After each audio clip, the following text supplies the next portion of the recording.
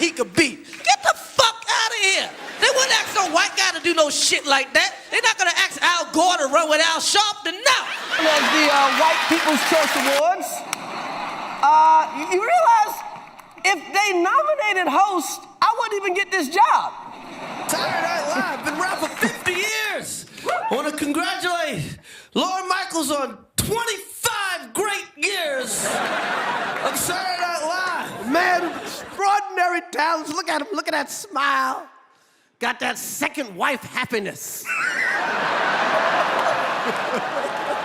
Black screen. Absolute silence. Then, a dry, violent sound. It's a slap echoing in the void. 3 seconds of nothing. Just the echo of that sound repeating, getting lower, more disturbing. And then the voice emerges, deep, cutting. This is the sound of a man being destroyed in front of millions of people. But this wasn't the first time Chris Rock got hit for telling the truth. The screen explodes in rapid flashes. A skinny black boy running from attackers. An empty stage lit by a single lonely light. Crowds screaming, and always those eyes. Chris Rock's eyes. Empty. If this story about Chris Rock moved you, inspired you, or even made you remember a moment in your life, subscribe to the channel now. Believe it or not, 94.8% of the people who watch these videos are not subscribed yet. If you're one of them, don't miss the next legends that shaped comedy, culture, and history. Support the channel with your free subscription, and let's keep these stories alive together. Tired, wounded. The voice continues. Since he was 5 years old, he learned that being black and funny in America meant getting hit twice. Once for your color, once for your mouth. He got hit at school, got hit backstage, got hit in Hollywood. And on that night in March 2022, the whole world watched him get hit again. Cut to Chris Rock on stage, frozen at the exact moment after the slap. But there's something nobody told you, something that explains why that slap wasn't just about a joke. It was about decades of accumulated pain, closed doors, forced smiles while the world tried to silence him. Pause. Because behind every laugh, there's a wound that never healed. The camera approaches an empty stage. The lights are off. Then a voice cuts through the darkness. You can love the rapper, but you're gonna love the white executive who hired him even more. It's Chris Rock, and he always knew exactly where the real enemy was. But what happens when the comedian who exposes America's wounds needs to confront his own? This isn't just the story of a man who reached the top. It's the story of what it costs to get there when your skin is black, and the world has already decided you shouldn't be on that stage. Christopher Julius Rock III was born in 1965 and grew up in Brooklyn, New York. His family was poor. His father worked 2 shifts to keep food on the table. Chris was skinny, scrawny, with a high-pitched voice that became a joke before he even tried to be funny. At school, he was the target. He suffered brutal, daily bullying. It wasn't kids teasing. It was racial violence disguised as schoolyard games. His parents transferred him to a predominantly white school, believing in better opportunities. It was the opposite. Chris became one of the only black children in a sea of white faces who saw him as an intruder. He got beaten every day. In the hallway, at recess, on the bus. White kids called him a monkey, threw food at him, beat him until he bled. And when he came home injured, he couldn't cry, because black men didn't have the luxury of weakness in America. So he learned to laugh. Laugh at the pain. Laugh so he wouldn't implode. Years later, that became Everybody Hates Chris, the series that showed the laughter came from a very dark place. But before that, he was just Chris, the kid who dropped out of school in his senior year because he couldn't take it anymore. No diploma, No connections, no money. What he had was rage, and the feeling that if he didn't laugh at the world would crush him. So he started doing stand-up, and it was brutal. In the 80s, the New York comedy circuit was a war. You went up in filthy bars where drunks shouted racial insults. Chris failed a lot. Clubs closed doors in his face. Producers looked at that skinny black kid and decided he'd never be anything. You don't have stage presence, they'd say. What they really meant was, you're not white. But Chris came back night after night, because comedy wasn't a choice, it was survival. The first chance came when Eddie Murphy saw him at a show and brought him into Beverly Hills Cop 2 in 1987. It was Hollywood, a foot in the door, but the door was locked from the inside. Chris quickly realized that being black in Hollywood in the 80s and 90s didn't mean opportunity, it meant stereotype. They wanted him to play the funny guy, the sidekick who never stole the scene from the white protagonist. They wanted a black man who wouldn't scare white America. But Chris Rock was fury disguised as humor. He saw racial hypocrisy with cutting clarity and refused to soften it for anyone's comfort. In 1990, he joined Saturday Night Live. It should have been the springboard. It was a nightmare. For 3 years, he was underutilized, marginalized. His ideas were rejected. His sketches rarely aired. He was often the only black person in the cast. It wasn't an accident. It was politics. He sat in writers' meetings and watched his jokes being ignored while mediocre jokes from white colleagues were approved immediately. Maybe it's too controversial, Chris. Maybe our audience isn't ready. Translation, our white audience doesn't want to be uncomfortable. Chris left in 1993, bitter, hurt, but determined to prove them wrong. And in 1996, everything changed. Chris released Bring the Pain. It wasn't just a special, it was a cultural explosion.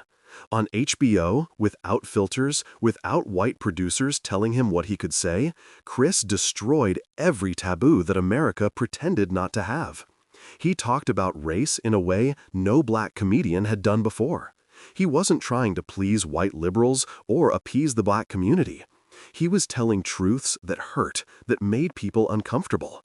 And America watched, stunned, because it had never heard a black man speak like that, with so much rage, with so much truth, with so little fear. Bring the Pain won 2 Emmys. Suddenly, Chris Rock was undeniable. But with success came scrutiny. His jokes generated headlines, caused controversy. Community leaders said he was feeding stereotypes, that he was betraying his own people. Chris didn't back down. He doubled down. In Bigger and Blacker and Never Scared, he kept pushing boundaries, provoking discomfort. But there was a cost. His personal life was starting to crumble. He married Malak Compton in 1996. They had 2 daughters. From the outside, it looked perfect. Inside, it was cracking. Chris admitted years later that he was unfaithful during the marriage, repeatedly. He was on tour 200 days a year, surrounded by women who adored him, and he accepted. Because deep down, he was still that ugly kid who got beaten at school. Now that everyone wanted him, he couldn't say no. In 2014, Malak filed for divorce. It was public, painful, expensive. Chris lost half his fortune. But more than money, he lost stability. He lost family. He lost home. Chris admitted he was addicted to pornography, had severe anxiety, panic attacks before going on stage. The man who made millions laugh couldn't control his own mind. Therapy became mandatory. He started confronting traumas buried for decades. The childhood beatings, the constant rejection, the racism he'd turned into jokes but still bled inside. And he realized something terrible. He'd spent his whole life making others laugh, because if he stopped, he'd have to confront the fact that he himself didn't know how to be happy. In 2016, Chris hosted the Oscars for the 2nd time. But it was a night of crossfire.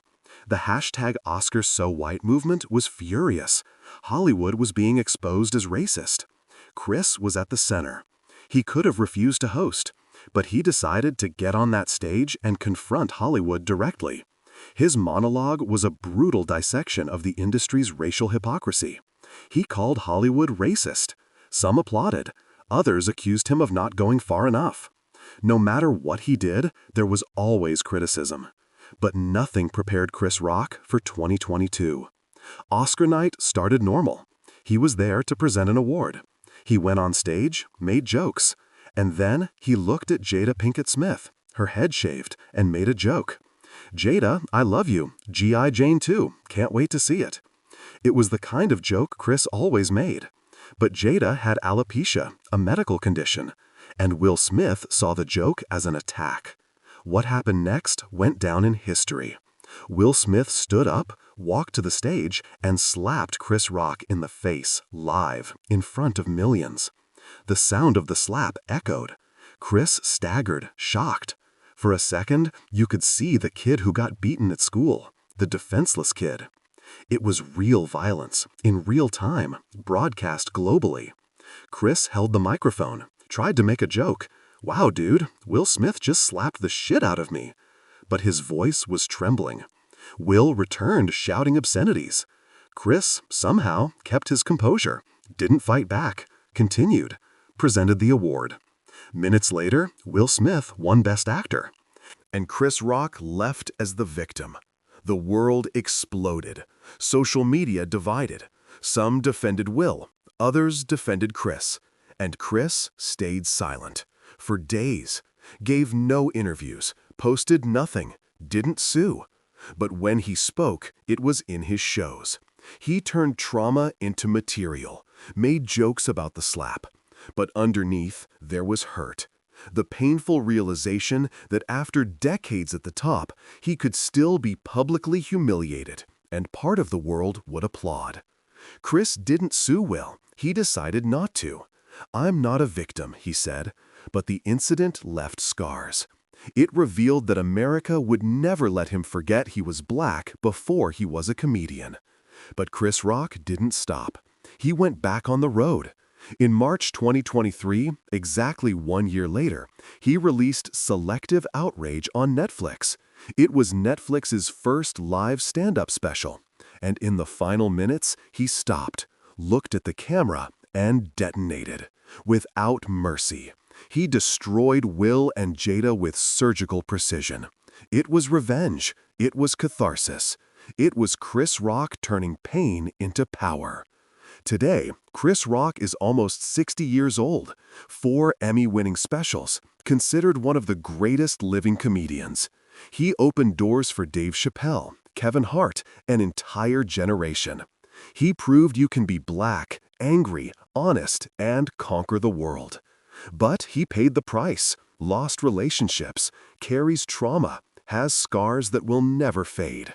He knows that every time he goes on stage, someone is waiting to bring him down. So what is Chris Rock's legacy? It's not just the specials. It's not just the laughs. It's the refusal. The refusal to be silenced. The refusal to be palatable. The refusal to pretend everything's okay. The refusal to accept crumbs. Chris Rock built a career saying what others were afraid to say. And he paid with blood, sweat, public humiliation, lonely nights wondering if it was worth it. The answer? Maybe it's the audience that needs to decide. What's an honest laugh worth? What's the truth worth when it hurts? What's it worth to be black and refuse to be invisible, to be less? Chris Rock answered with his life, with his scars, with every slap he took and still remains standing. If this story about Chris Rock moved you, inspired you, or even made you remember a moment in your life, subscribe to the channel now. Believe it or not, 94.8% of the people who watch these videos are not subscribed yet. If you're one of them, don't miss the next legends that shaped comedy, culture, and history. Support the channel with your free subscription, and let's keep these stories alive together. The stage lights go out. The microphone sits there, waiting.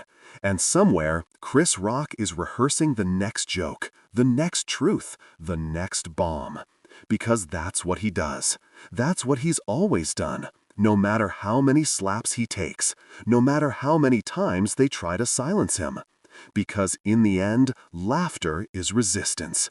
Truth is survival. And Chris Rock never stopped resisting. Never stopped proving that even when the world says you shouldn't be on stage, you get up there anyway. You grab the microphone, and you make the world listen. Because some battles are worth dignity. And Chris Rock never gave up his.